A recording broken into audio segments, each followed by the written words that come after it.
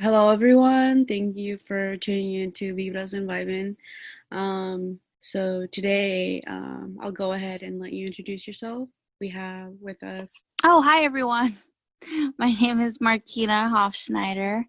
I use she and they pronouns. I graduated from Oregon State in 2017 and I'm pursuing my master's degree in school counseling currently with Oregon State. But I also like to do art, poetry, and social justice work.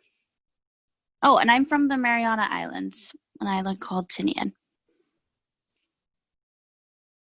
Thank you for introducing yourself. Y'all know me, Desmond Rojas. So before we get started on our discussions, or before we get vibing with our discussions, we're going to go ahead and share a fun fact about ourselves. And then feel free, Marquina, to share a fun fact about yourself. Yeah, I think the one thing that I've been thinking about because it was such a weird time for me, but I used to work in a jewelry store and I will always remember that one day when I just recruited someone off of the like entryway to come into an event and she just like dropped $4,000 on a ring. So I convinced someone to spend $4,000 in the afternoon. So that's probably a fun fact about myself that I can be pretty convincing. And then I used to work and sell like really expensive jewelry. Yeah, no, yeah, that's interesting. Thank you for sharing that. I didn't know that, but that's cool. Yeah. Um, I think a fun fact about myself, let's see. Yeah, I think alongside with jobs, I was a busser at a French restaurant. And on my first day, I broke a cup, but not by dropping it, but by like slamming it on the dirty dish rack. And so like Oh I my didn't drop God. the cup, but like I like hit it on the rack, and that's how I like um the glass was able to because the glass is fragile. But yeah, that's a fun fact about me as well. And then a quote that can you share a quote that you resonate with and why you like that quote? So one quote that I try to hold close to myself in my career and just in life is by Leron Bennett Jr. And it says, "An educator in a system of oppression is either a revolutionary or an oppressor." And it resonates with me because it really like aligns with my values about social justice and equity. And if I'm going to be working as an educator, then I have to constantly be evaluating how I'm either perpetuating oppression or contributing to changing it. So that's kind of what that's actually my email signature that I use in almost all of my email accounts. So yeah, that's my favorite quote. Yeah, I like that. So I think a quote that I wanted to highlight is education is the most powerful weapon you can use to change the world, was said by Nelson Mandela. And I think for me, it's education really has the power and value to shape communities, shape towns, shape tribes, whatever you want to label education to. But I think education in general, if one has access to education, that is also very beneficial. And I know that with education and knowledge kind of go side by side. But For yeah, I sure. really enjoy this quote because I think that like for example, I think the children in the K through 12 system and currently in the United States could how are these children learning about climate change? And I think it'd be cool to have like a climate change curriculum that's like required by the state or something, but things like that where like education Hmm. plays a role in like educating. But yeah, I think this is a very good quote, and yeah, that's cool. I wanted to share. And so on today's podcast, we will be talking about self-care, boundaries, allies, and advocacy in general. And so I'll go ahead and let you start the conversation, Marquina. Sure. So I wanted to talk a little bit about self care and boundaries and um, self-preservation in general, especially if you value social justice and equity. I've really been in the past few years trying to focus my behavior and my actions and my decisions in aligning with those values. So I say that I really value social justice and equity, but what does that actually look like in action? And when I was an undergrad, I was actually like super involved, like really involved. Like at one point, I had 10 meetings in a week, and I actually never went to class because I was a lot more focused on my involvement across campus and like making changes and everything, that I really neglected taking care of myself. And so living in alignment with your values. So if you actually value equity and social justice, you should also apply that to yourself, if that makes sense. So that's kind of how I approach self-care, taking care of myself so that I can continue to do really good work. Because if I burn out, then eventually the work that I do will not be as powerful, as meaningful, and as purposeful, not only for myself, but for everyone else I'm doing it for, if that makes sense. So like another quote that I live by is self-preservation is an act of warfare. So that's by Audre Lorde. And that's another quote that I kind of hold to myself, especially when I'm really stressed out. So like before this podcast, we had the conversation where I'm actually really stressed with school, but like being able to communicate, like having those boundaries, right? Communicating with other folks, like, hey, I actually communicated with you. Can we push this back because I have something else? Or if a friend wants to chat and just catch up, like, hey, I can't do it right now. I'm actually really tired or burnt out from the day. Can we push it back?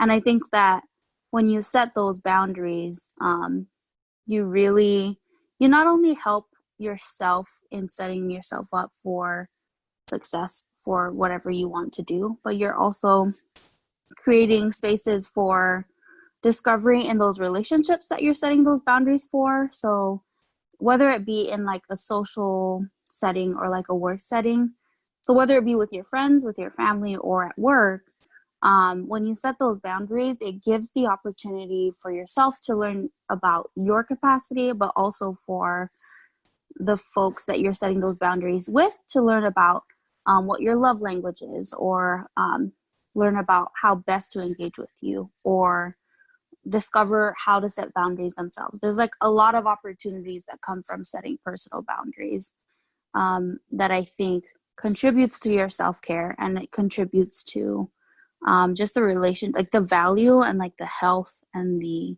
like beauty of the relationships that you have around you, if that makes sense. So that's kind of what I wanted to talk about today.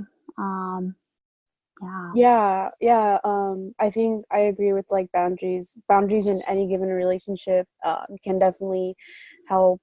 For example, like in a working environment, like let's say you are always the one that your boss always asks to do a certain task, and your boss might know that you do a great job at doing that, and so it's like Mm-hmm. if one is able to set up boundaries within the work environment, like, hey, I understand I'm good at this task or blah blah blah. I do know that sometimes in previous work environments that I've had, I know that it's helpful when I have coworkers that are able to help do a certain task.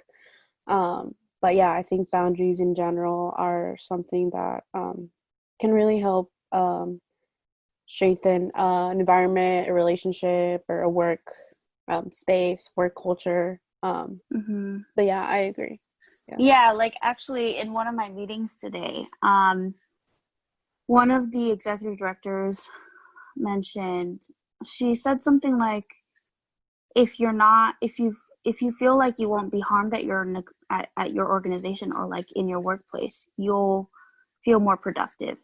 And when she talks about harm, she talks about the the invasion of those boundaries, right? Like, so like if, like what you were saying, if your supervisor is constantly asking you to do something that's beyond the scope of your work, or if your white colleagues are constantly asking you to speak up for your entire race, or constantly asking you to touch your hair, or like any of those personal and professional boundaries, those are like acts of harm, right? Because it's harming your productivity, it's harming your self-care and your well-being.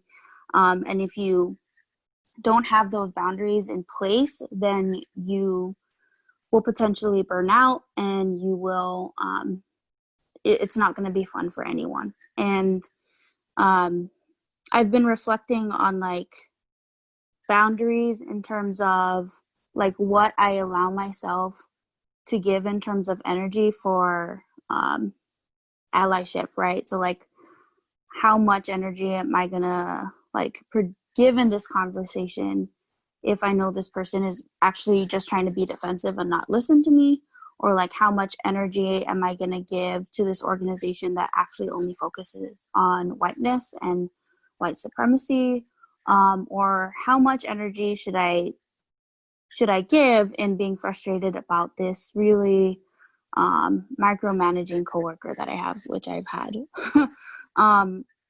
Like just reflecting a lot about where your energies go, where you want to give your energies, and if they're kind of worth it. That kind of goes into setting up your boundaries, I guess. Does that make sense? Yeah. No, yeah, Yeah. I think yeah, I think along the lines of like boundaries and in the work environment, I think for example, like I think like you mentioned, like, oh, if one is able to verbally vocalize like, hey, I would appreciate it if you don't ask to touch my hair or etc. or something along the work environment. I know that an individual might have to learn how to set up boundaries, but I think boundaries in general um, can really be helpful for any given relationship or any work environment.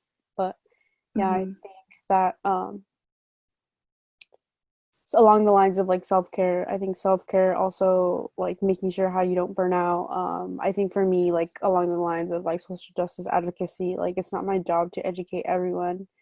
Uh, Mm-hmm. but I feel like it is my job to say that I was able to do something about a Yes. given issue. So like let's say, like I feel like along the lines of like, oh, like making sure like where I'm putting in my energy and social justice advocacy, or if etc., any global issue.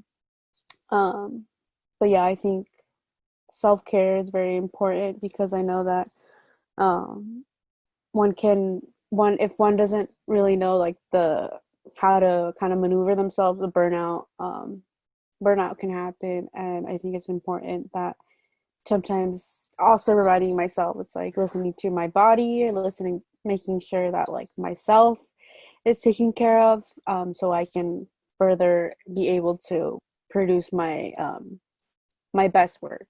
Um, and that Mm-hmm. goes along the lines of like self-care. Like, what does self-care look like? Self-care looks different on everyone, but what does self-care look like?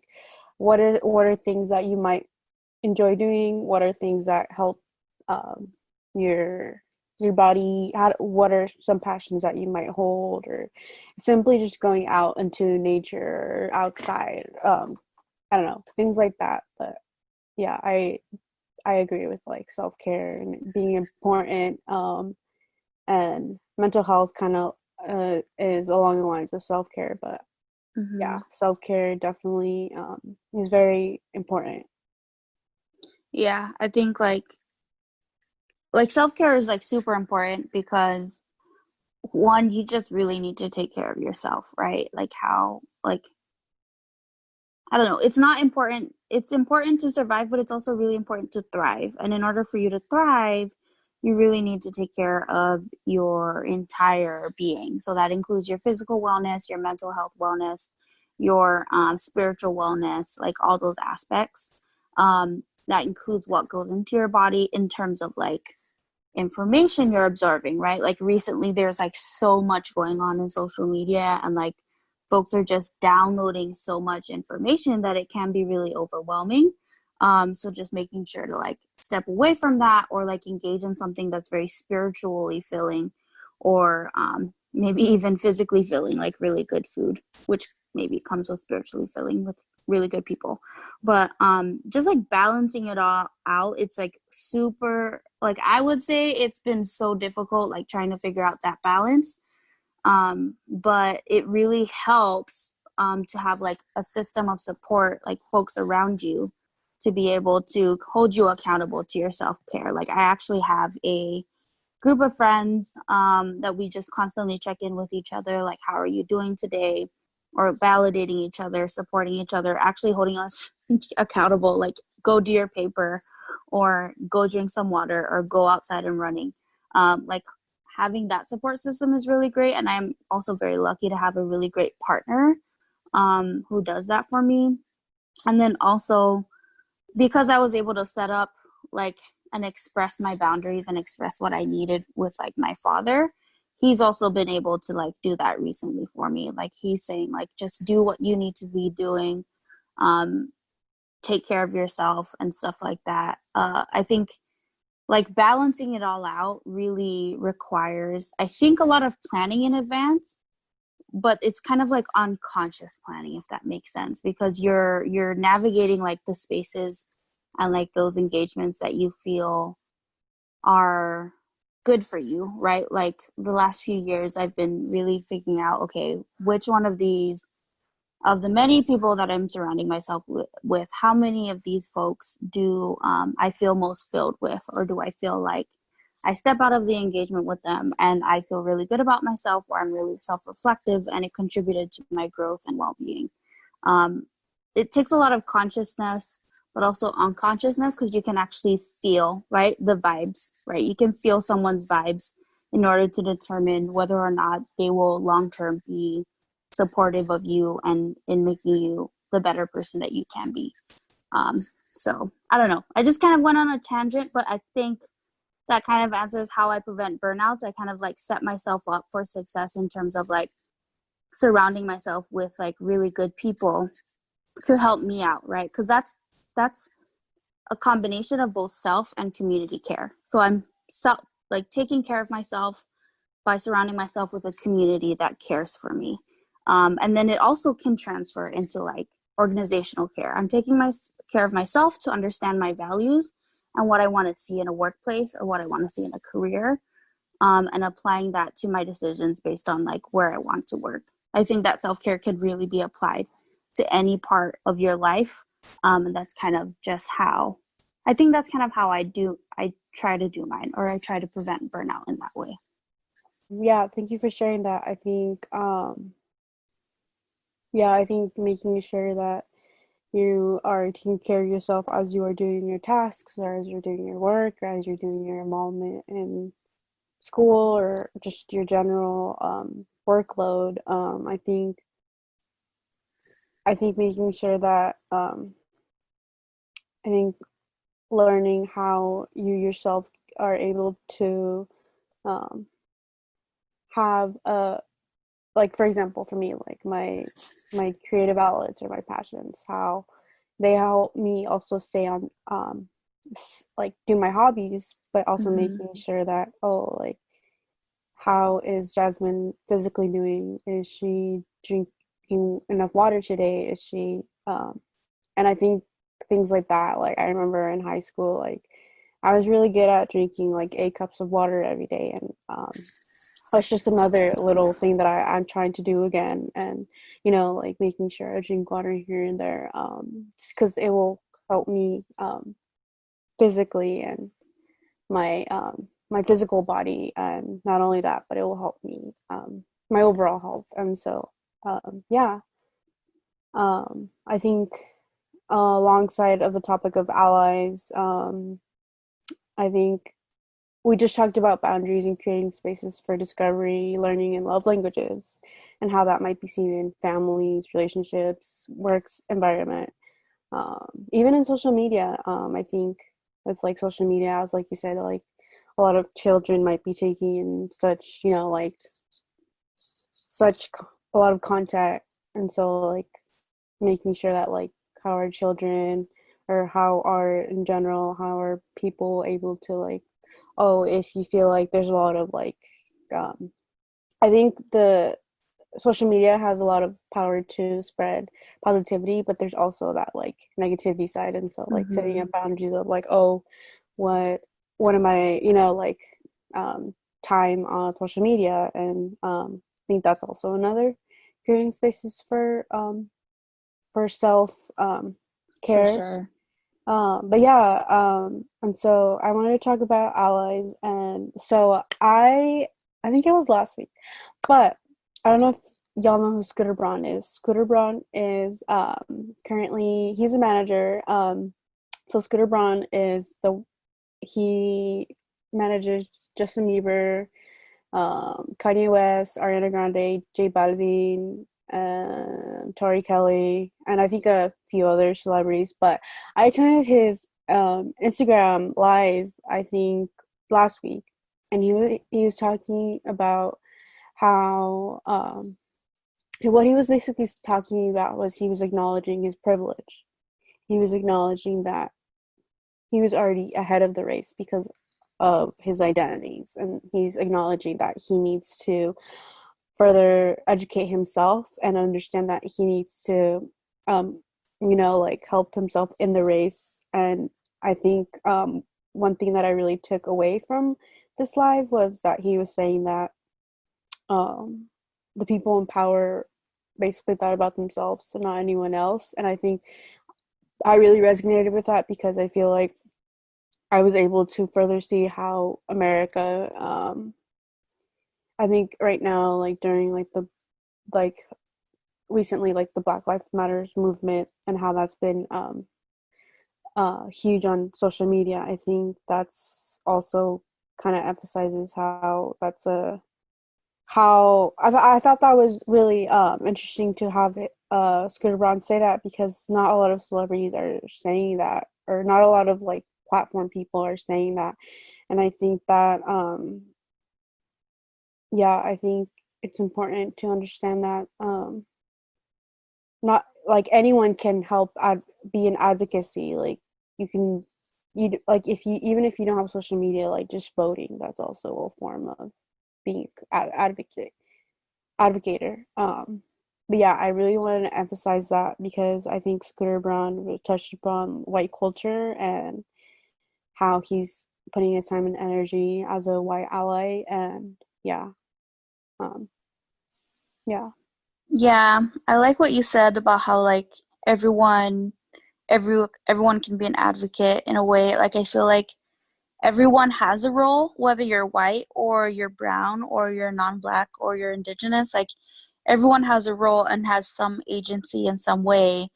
It just so happens that, especially with the Black Lives Matter movement and when it comes to like dismantling white supremacy, right? Like white folks just have, even in dismantling white supremacy and in making sure that Black Lives Matter, white folks still have the most power to do that. Like we saw, like as like for me, it was really interesting for the past few weeks to see so many other folks who have been silent in the past few years, as because I've been a social justice educator for 5 or 6 years, and it was so interesting for me to see and hear white folks who have never been a part of that conversation take up so much space in that conversation. And what it was a little bit harmful because it highlighted just how privileged white folks are to be able to like have that conversation as mainstream now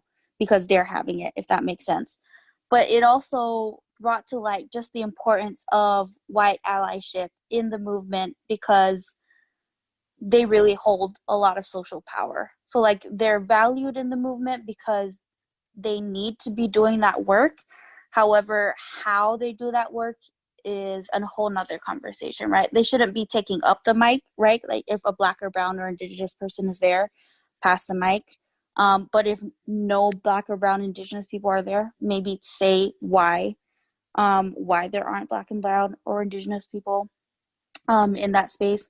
So it's just a weird, like white allyship is very complex, but it's so important to kind of unpack. And I encourage any of those who are listening and who are white to educate yourself in Black and brown and Indigenous people of color experiences, but don't harm those folks in asking them about those experiences, if that makes sense. Because it can be re-traumatizing. It can be very painful to go through that, or like to constantly talk about your experience in a very white space for the benefit of white folks, if that makes sense. So just read up a little bit about whiteness and how it applies to you, and take the lead. That's my advice to white folks. Take the lead of Black and brown and Indigenous people, because that's who you're working for, and that's whose experiences you should be centering, if that makes sense.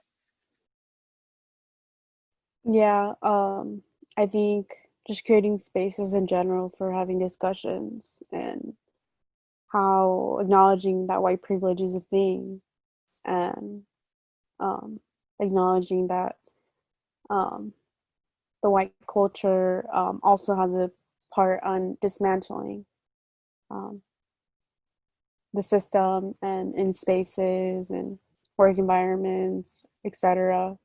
I think just having acknowledgement and creating conversations, um, Mm-hmm. holding, holding, holding groups accountable as well. I think, and it's also would also is Mm-hmm. also something that could really help. And I think, um, yeah, I think it's also important to understand that like the that a person, or like let's say an individual, might not know it all, like the history, but helping encouraging these white folks, be like, hey, this is information. um Mm-hmm. I think I actually did that to I reached out to an Instagram account that was being like saying bold racial statements, and I was just like, hey, just letting you know um why you might be getting backlash, etc. Like, like Mm-hmm. um helping educate them as well. But Mm-hmm. also I think because racism is taught, it's also that like making sure that also education plays a role in that, how education really is important and how it can be vital in making sure how, for example, how what applications, like what apps on the phones are on app stores that can, I mean, I haven't personally looked, but like is there like a social justice Mm. category in the app store, Interesting. etc., or things like that. But yeah, that was just yeah, how Yeah. education also has a role in like um with Ab- technology. Yeah. yeah, absolutely. Like it goes back to your quote, right? Like education is the most powerful weapon you can use to change the world. Like, and when we think about education, we shouldn't only think about it as like textbooks or lesson plans. It's also knowledge sharing. It's also storytelling from your elders. Um it's knowledge and education and information sharing that really helps, especially with social justice, to, like you said, like educate folks in order to have them be more informed about maybe harmful ways that they're participating in oppression, right? And so, like, I feel like I think it's important that for us who do take time and energy to educate folks, to also think about that other quote that I shared, right? Like, as an educator in a system of oppression, we're either a revolutionary or an oppressor. To also understand in what ways, in our educating other folks, are we participating in or complicit in the oppression of other folks. I actually read a really, really great article. I reread it. I read it a few years ago, but I reread it again as part of my training. It's called The Three Pillars of White Supremacy. I highly recommend it. Um, I think, let me go, I can't remember who it's by, but it really unpacks um, how different groups need to hold themselves accountable, like you said, to how they're either complicit in the oppression of others, um, or um, kind of seeking a liberation that isn't liberation for everyone else. So highly recommend that book. But going back to like the education point, like education and knowledge is like so important. And if for those of us who are like social justice educators and social justice like uh, liberators, basically hoarding that information is not going to help anyone, right? So it goes back to like boundaries and self-care. Like you can have self-care and boundaries and self-preservation, but also know that too much of it can lead to like just like a numbingness and like a inability to actually contribute to the movement, if that makes sense. So it's always about balance. But if I think like I think that's why I try to live in ways that align with my values. Like when I'm deciding whether or not to engage with someone or educate someone on something, I think about it long term wise, like what does this do to contribute to the movement, or what does it do to contribute to my self care and preservation, or is it even doing anything if I engage or not? It's always about navigating those questions when you're being an advocate, if that makes sense. There's a lot that goes into it. Yeah, I think with like the social justice topic and the theme of social justice, there is actually a quote. I can't remember. There's a quote. It goes. It is education. I don't know. Knowledge is power. Applied knowledge is freedom. And I think that also like Mm, is also how applying the knowledge or just yeah. education, like how education and knowledge, like you were saying, that's like storytelling, or that is that sharing. I think that quote also, yeah, I can't remember who said that quote, but I also enjoy that quote of like knowledge is power, but applied Applied knowledge is knowledge. freedom. Yeah. I Yeah, like that a lot. yeah, and I think um, going back to the topic of um, why allies are just allies in general, I think this generation needs to um, continue to have these conversations, or whether that be like on social media, or like like um, verbal communication, um, or through apps. I think that I think just continuing to speak up for whatever social justice topic Mm-hmm. you are passionate about, and understanding that um, the privileges that one might have and how that looks like. And like there's a quote there's like a post I saw on social media that, oh, if you're tired of seeing BML posts, well, imagine how tired the BML community is for, Mm-hmm. like things like that. Living through it every day. Yeah, Yeah. yeah. And so it's things like that, like further creating conversation to like, like um helping understand that how cultures or one's identity, and how that might be able to continue to um,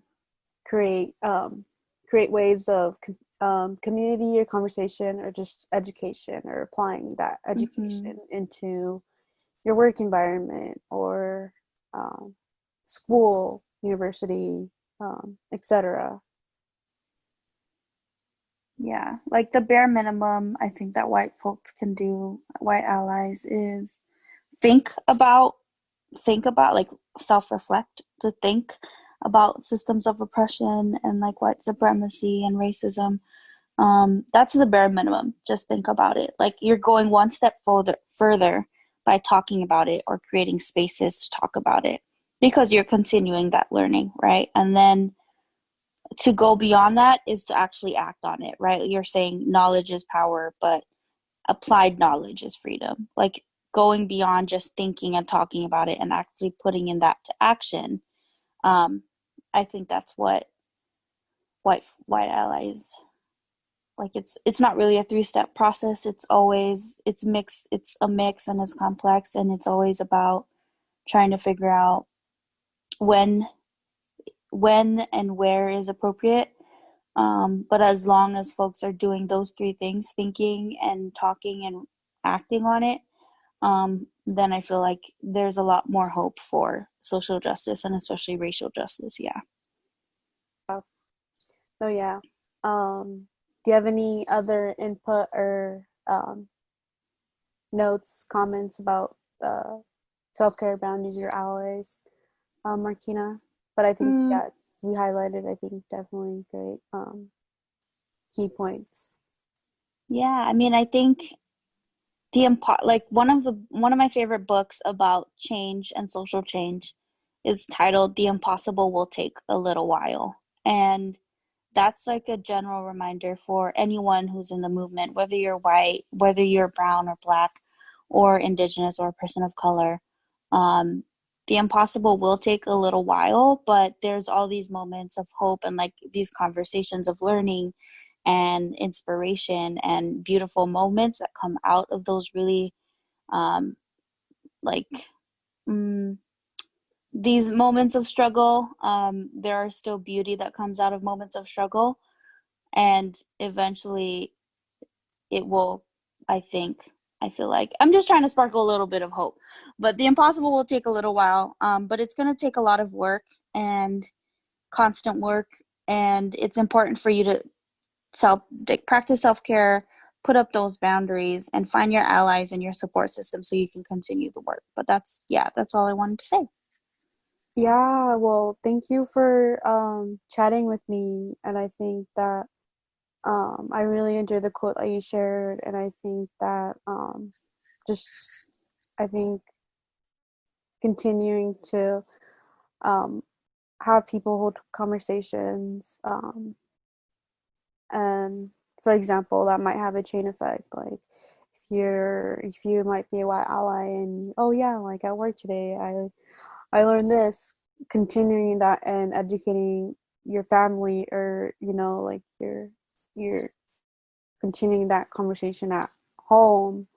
But yeah, Martina, I thank you for joining me and for talking about how self care might look like as one is advocating for social justice advocacy, because I do know that that can have a heavy weight on someone if Mm-hmm. they're not taking care of themselves, and that might lead to burnout. But I think, yeah, I think thank you so much for taking your time and taking the energy um, to talk on my Mudas and Vibin podcast today. And yeah, thank you. Thanks for having me. Yeah. Well, I hope you have a good day, and thank you everyone for listening. And muchas gracias.